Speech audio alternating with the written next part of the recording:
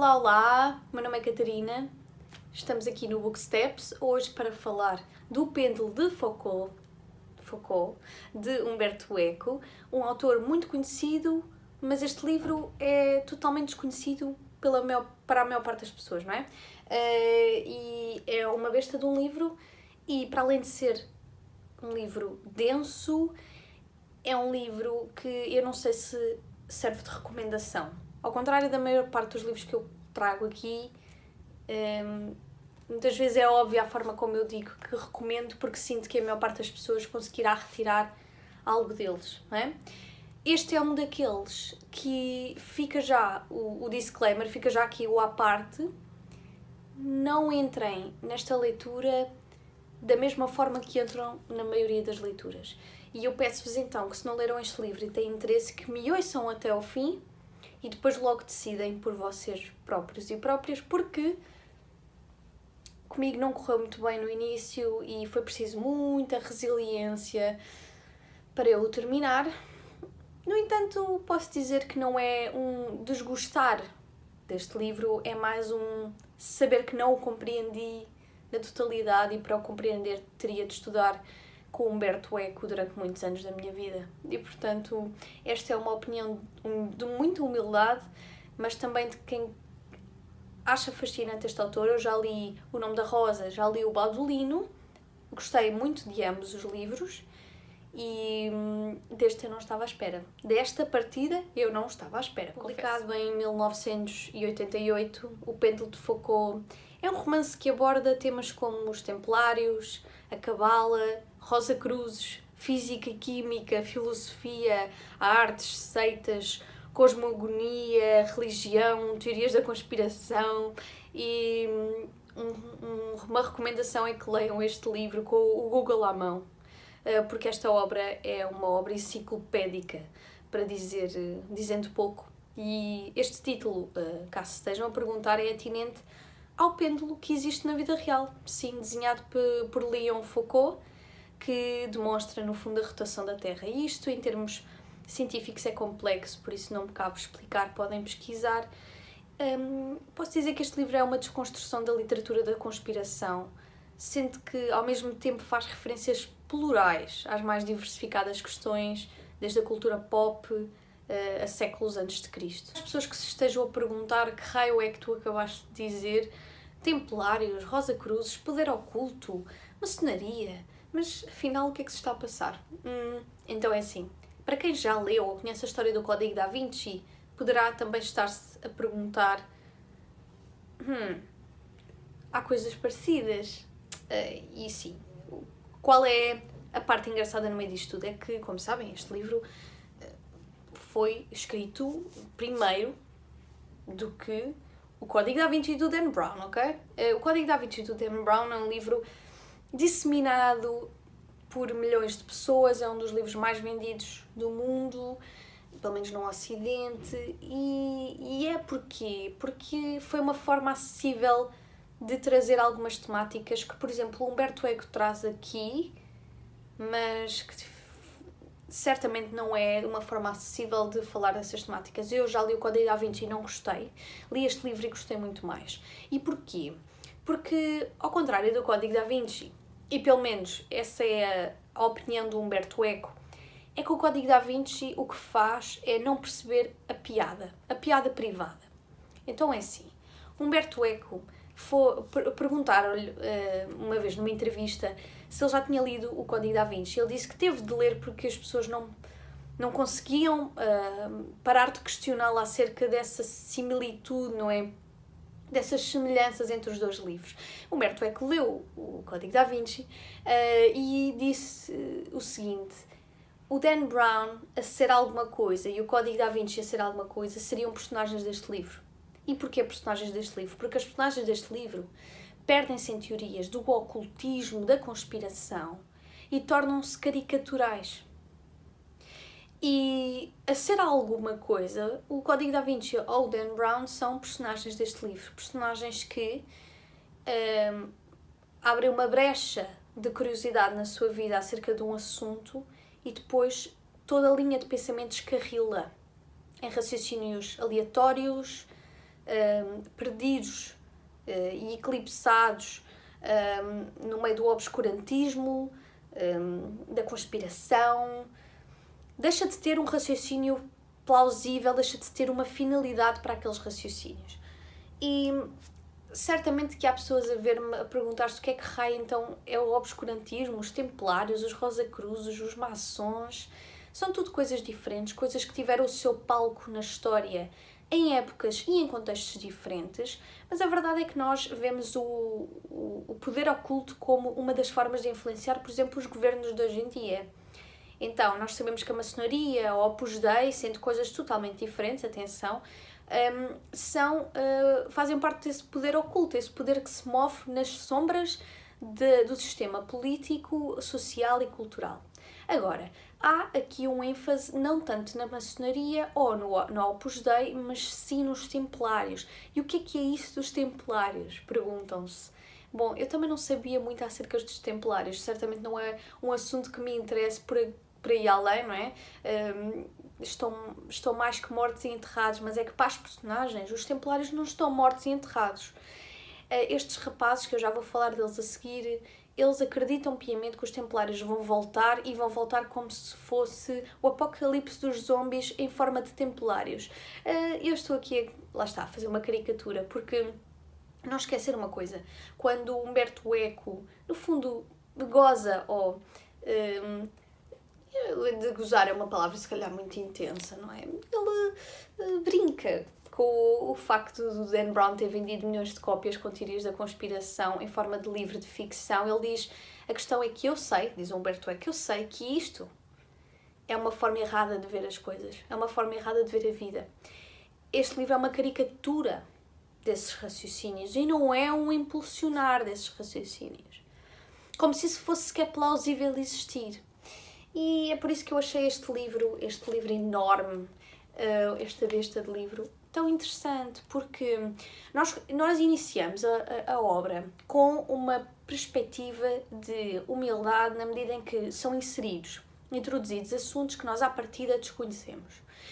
O que acontece é que nós, há um intervalo de tempo entre a humildade de saber que é um assunto novo e estarmos completamente saturados da forma como as personagens nos levaram até ao beco da loucura. E então há ali um interlúdio, não é? Em que estamos simplesmente a pensar, eu quero desistir disto, porque estas personagens são loucas e eu tenho nas minhas mãos a oportunidade de dizer que eu tenho razão, que eu sou racional, que esta loucura não me afeta. Mas depois, de certa forma, é aí que o Humberto Eco ganha a muitos escritores, é que ele não nos permite ir embora.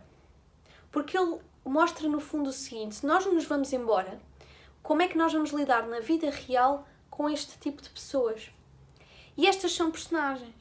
E elas já têm a sua história traçada. Portanto, não há nada que possamos perder em ler este livro. Sabemos que é ficção, mas ao mesmo tempo o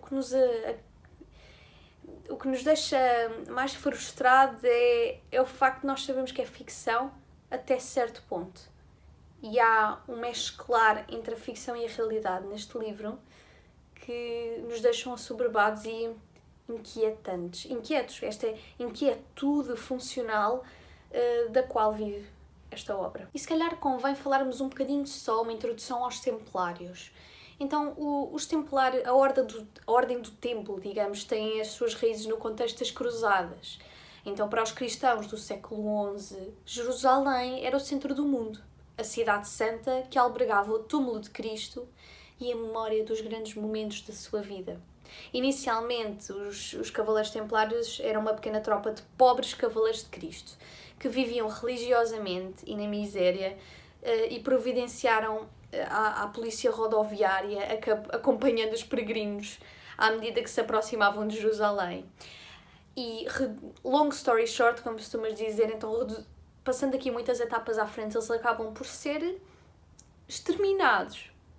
Se é que se pode dizer isso. Em 1307, portanto, século XIV, muitos dos membros da Ordem em França foram detidos e queimados publicamente, e em 1312 houve, acho que foi o Papa Clemente que acabou com a Ordem dos Templários.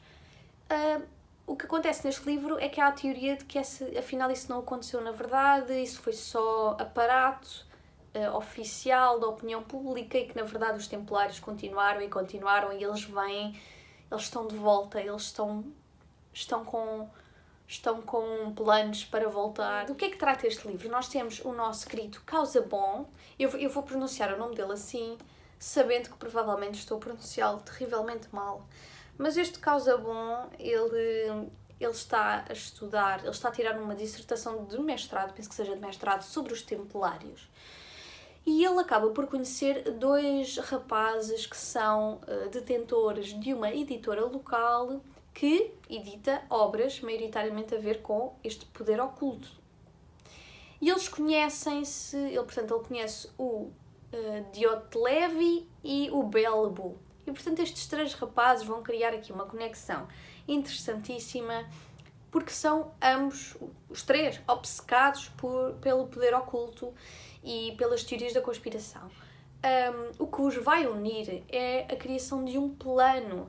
E eu vou deixar isto tudo muito em aberto. Eu acho que este livro convém que, quem o queira ler, entre no livro mais vendado possível, mas ao mesmo tempo não vendado demais, porque senão acontece o que acontece com algumas pessoas com que eu falei, que começaram a ler este livro e tiveram de parar e voltaram uns meses depois porque é demasiado complexo, digamos, para também se entrar, mergulhar de cabeça, não sabendo se há água suficiente para bater a cabeça no fundo ou não. E é engraçado porque até os próprios nomes dos rapazes, por exemplo, o Casaubon é o nome de um italiano humanista que também contribuiu certamente para tudo o que seja poder oculto, teorias da conspiração, do ocultismo, do esoterismo, enfim.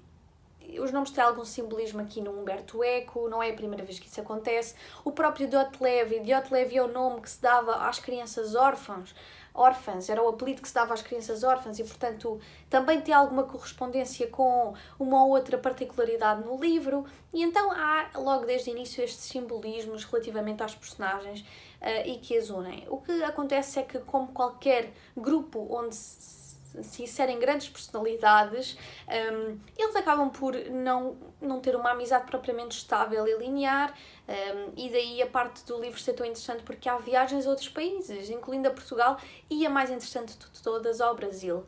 Estes rapazes, apesar de serem muito esquisitos, eles também têm os seus namoros, não é? Os seus enlaces com meninas, e o Casaubon, que é o nosso personagem principal, ele acaba por ir ao Brasil e essa viagem já vou falar a seguir, também é muito interessante. Qual é o motor que acelera as consequências óbvias deste intrometimento em teorias e ocultismo e esoterismo? É que estes três rapazes conhecem um coronel que, muito sucintamente, posso-vos dizer que lhes apresenta um mapa, um plano, a ideia de que os Templários vêm para se vingar da supressão que sofreram. E aqui tudo se desenrola. E vamos ter violência, sim, psicológica e física, portanto, mas nada que também que seja assim muito gráfico, não é? Uma particularidade que eu gostei é o comentário histórico, o comentário irónico, sarcástico, que se faz de alguns momentos históricos do século XX, principalmente. Ou seja, nós não temos só referências, como eu falei há pouco, relativamente aos antepassados, aos Templários, à Idade Média. Nós temos desde antes de Cristo referências antes de Cristo até à cultura pop e aos Beatles. Portanto, essa é que é a parte interessante. E depois, o que é que eu posso adiantar antes de continuar a falar? É que o livro tem muito humor, mas é um humor particular.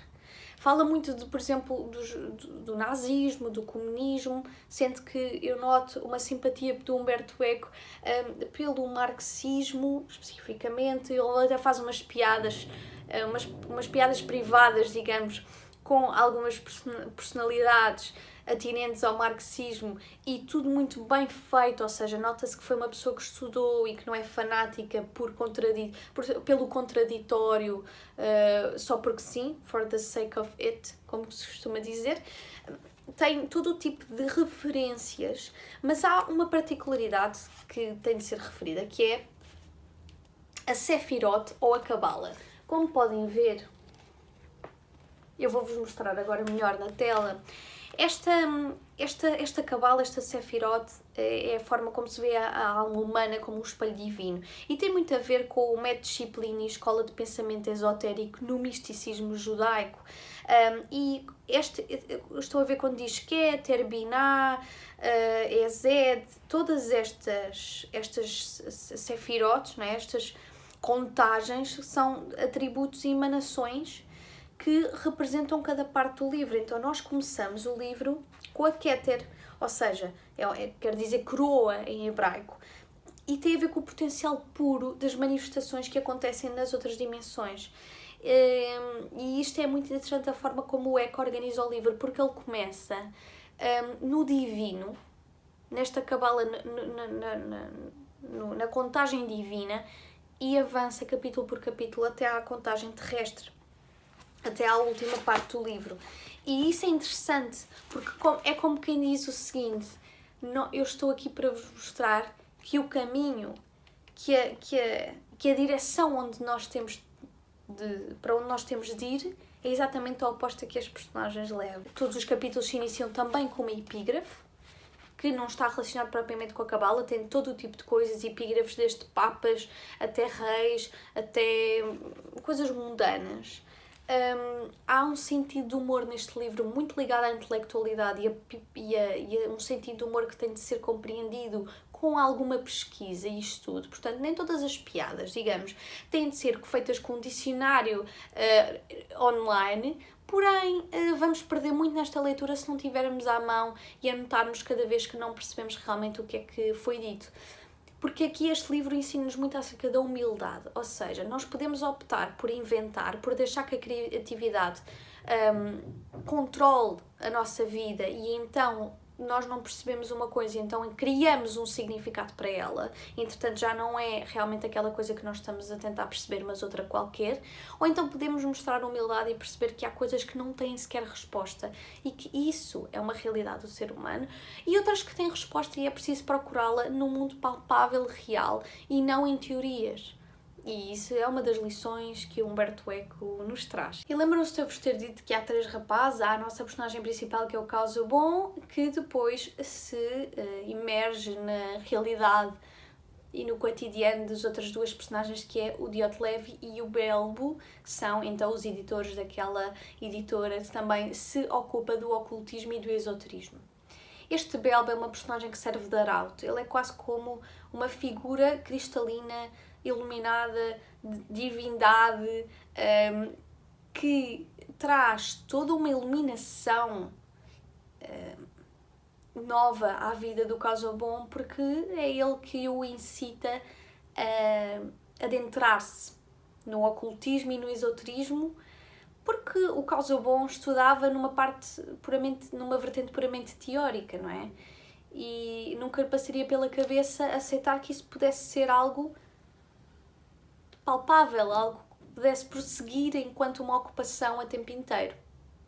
E o Belbo é um arauto nesta história, é uma figura mística que terá o seu percurso interessante, e eu não vou dar aqui, não vos vou dizer demais, mas se já leram o livro podem comentar comigo a personagem do Belbo, porque ele tem de facto particularidades e todo um percurso interessante, mas posso-vos dizer que o caminho que o Humberto Eco lhe dá é no mínimo interessante. A forma como ele escolheu ordenar a vida desta personagem tem um raciocínio lógico que eu gostei particularmente, posso-vos dizer. E nesta medida temos de perceber que as personagens se influenciam umas às outras na loucura. Como para dizer que em grupo nós somos muito mais irreais, irrealistas, irracionais. Não esquecer que a figura de Belbo, enquanto arauto, é chamar o herói para a aventura. É chamar Casaubon para a aventura. É mostrar que ele é um coadjuvante e é ele que decide quem é o escolhido para ser o herói. E ele serve de apoio, ele serve de base coadjuvante nesta aventura. E isso também é interessante. Esta figura do Belbo é muito mística, é muito indiferenciada. Diferenciada, aliás. Ao contrário de muitas outras personagens que vão aparecer, que são categorias dentro da irracionalidade. E o Belbo, por mais irracional que seja, ele é premeditado, ele é calculista e ele, acima de tudo, tem um misticismo, quase como uma fé, não digo em nenhuma divindade em específico, mas em predestinações.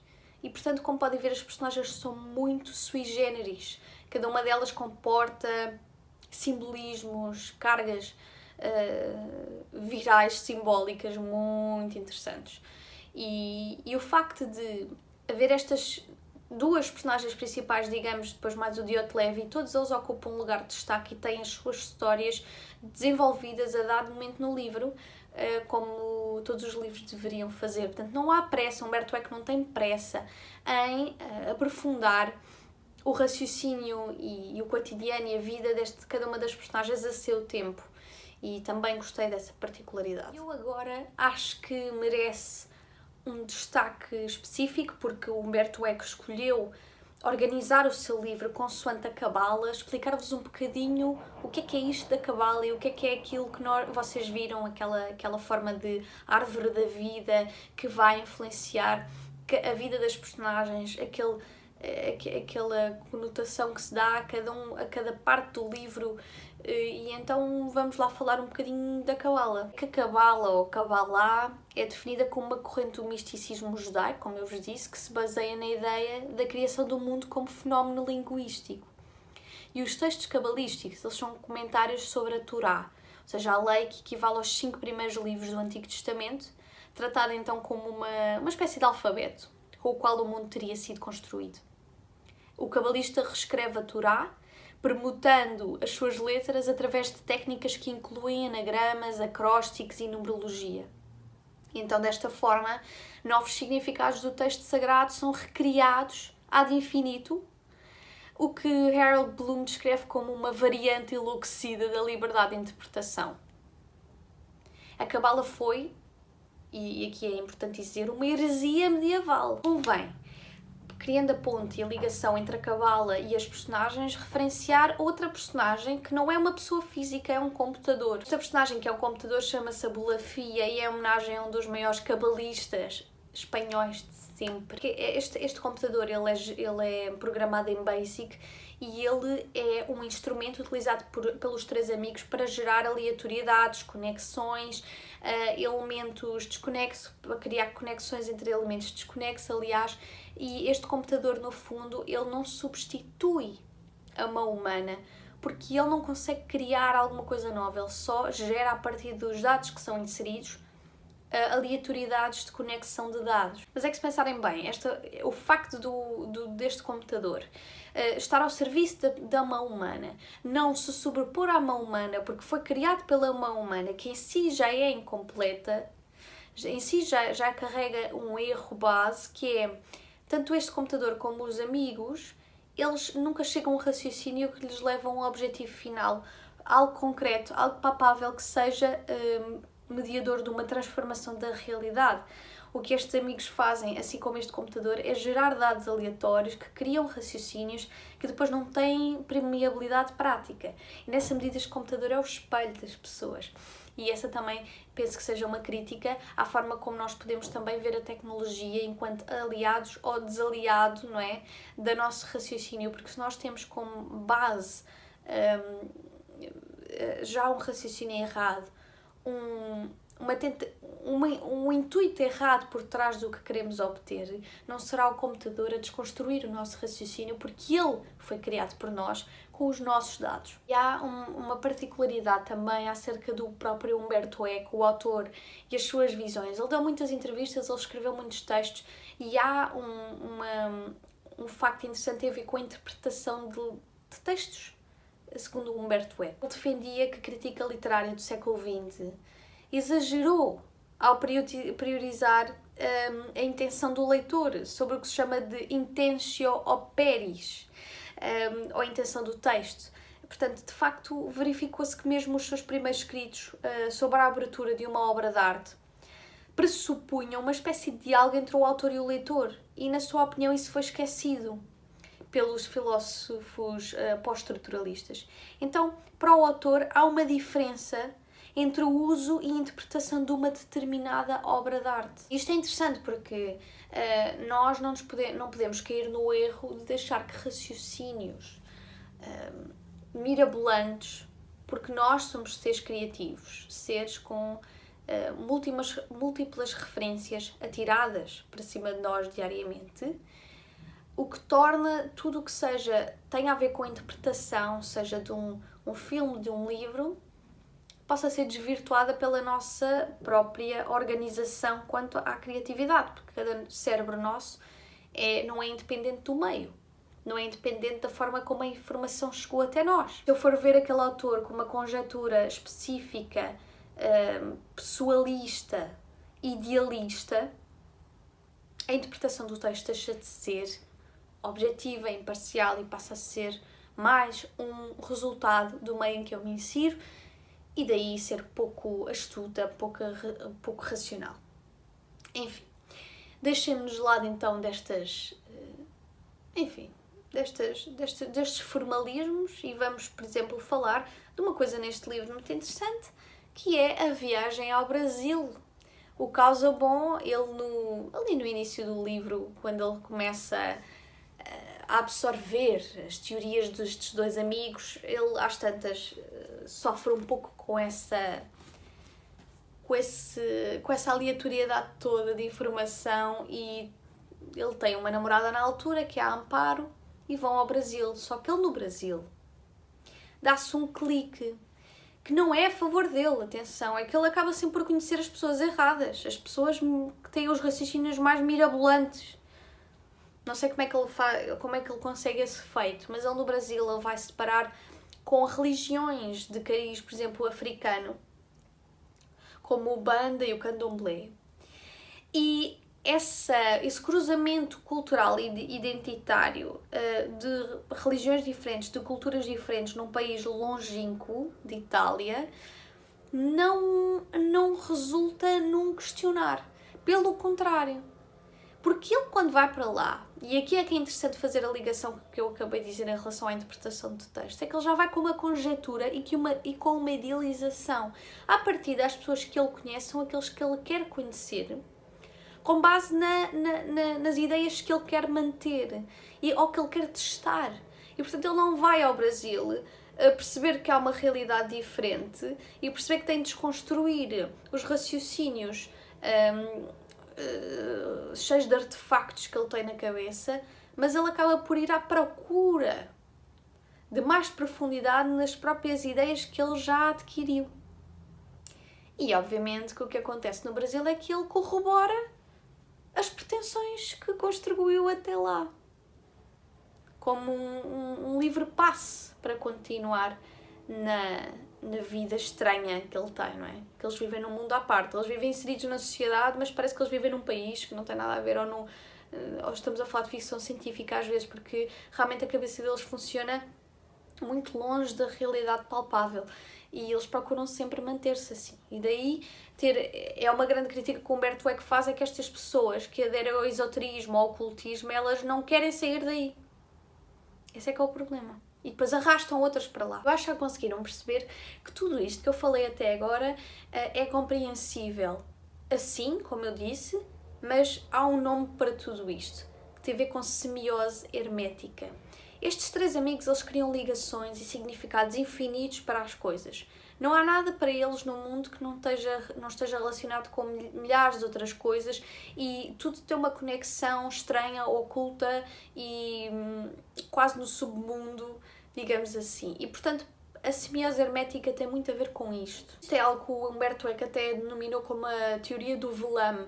Ou seja, para estas pessoas não há uma base de interpretação que leve a um significado último. Nós andamos sempre à deriva de uma maior interpretação, de uma outra interpretação. Daí, nós, por exemplo, se eu estou triste hoje, é porque os astros explicam porque eu estou triste hoje e depois porque é que aconteceu porque é que este acontecimento com significado político, é porque deve ser uma ramificação dos templários, não sei o quê. Ou seja, não querendo obviamente estar a ligar teorias que não têm nada a ver com a outra, mas para vos mostrar que se nós associamos todo o acontecimento a uma teoria de túnel profunda que não tem fim, andamos num descrédito total e incoerente e ininterrupto e perpétuo face a tudo o que acontece no mundo. E, portanto, descredibilizamos também o palpável, o real e o que está diante de nós.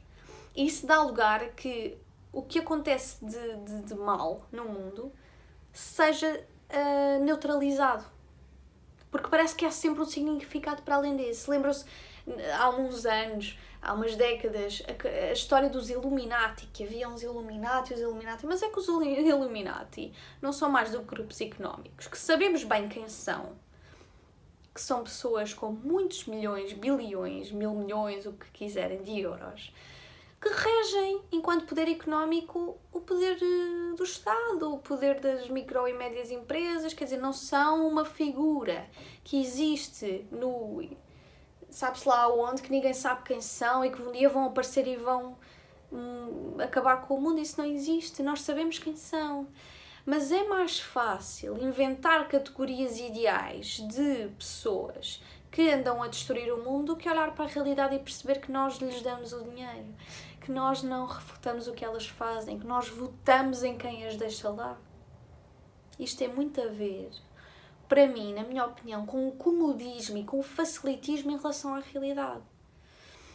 Misturar a realidade e a ficção é bom até certo ponto, para nos poupar a saúde mental, por isso vemos filmes, séries, lemos livros, mas a partir do momento em que a nossa vida é regida por uma ficcionalidade ideal, as coisas não correm bem. Mas é que é engraçado, é que esta ideia da problemática da verdade, do controle da verdade, se nós remontarmos, por exemplo, a 1439, nós tínhamos, como é que ele se chamava? Há um chanceler da Universidade de Paris, Jean Jaron, e ele falou abertamente, e temos isso registado, que era, ele ficou muito preocupado com a problemática da abundância dos livros, da distribuição de livros. Então, o que é que vai acontecer quando nós tivermos muitas obras a circular, uma obra refutar a outra e outra corroborar a outra, então já temos muitos raciocínios ao mesmo tempo a circular, e ele ficou muito preocupado com isso. O que é que seria deste senhor se olhasse para nós agora, não é? É que agora já não dá, o controle é inexistente e o facilitismo e o comodismo das teorias mirabolantes já fazem parte do cardápio, da ementa dos próprios jornalistas, dos mass media, não é? E, portanto, que diversão que se tornou o mundo. É uma diversão, não é? Acho que estas personagens, então, adorariam viver no mundo atual, porque realmente iriam ter fóruns e fóruns e fóruns para discutir as suas ideias mirabolantes. Mas Humberto Eco realmente antecipou-se. A parte interessante é que falam muito de George Orwell e tudo mais, mas não se esqueçam que nestes autores, que se calhar são um bocadinho mais exigentes, muitas vezes está aqui, não digo a resposta, mas digo muitas dos avisos que foram deixados para trás no século XX. E o Humberto Eco é um grande autor. Aliás, um dos melhores que eu já li. Não esquecer que esta adesão a teorias, esoterismo, conspiração, isto teve muito a ver com o descrédito também na religião católica, principalmente no Ocidente, no século XX, ali na segunda metade do século XX, e também na ciência, porque as pessoas, por alguma razão, não conseguem aceitar que a ciência não traz as respostas todas agora, e que é normal e até saudável nós não termos respostas para tudo, nunca vamos ter. É estranho se tivermos, não é? E porquê essa vontade? Porquê não resolver as coisas que podemos resolver? E esse descrédito pela ciência, por ela não trazer as respostas para tudo, faz com que as pessoas entrem em espirais de raciocínios pouco saudáveis. E adesão a crenças de massas e, enfim, tudo isso. Eu não me quero alongar muito mais, posso dizer que lá está, há outras temáticas que este livro traz, desde a traição, à loucura, à violência, ao enamorar e desenamorar da vida, das pessoas, das amizades, das relações. Por mais parecenças que tenhamos com as pessoas, não quer dizer que elas sejam para sempre, especialmente quando a relação é tóxica e desgovernada. Todas essas coisas são abordadas aqui, portanto, a parte interessante deste livro é que ele é muito mais do que parece. E o livro, posso-vos dizer que no início agarra-nos muito e depois há ali uma parte que nos perdemos, porque é, como eu vos disse, é aquela parte de transição, quando percebemos que afinal aquilo vai mais longe e as personagens são só loucas e nós temos de ir no barco da loucura. Portanto, é por aí. Se tiverem algum interesse neste livro ou se já o leram, digam nos comentários e vemos no próximo vídeo. Adeus!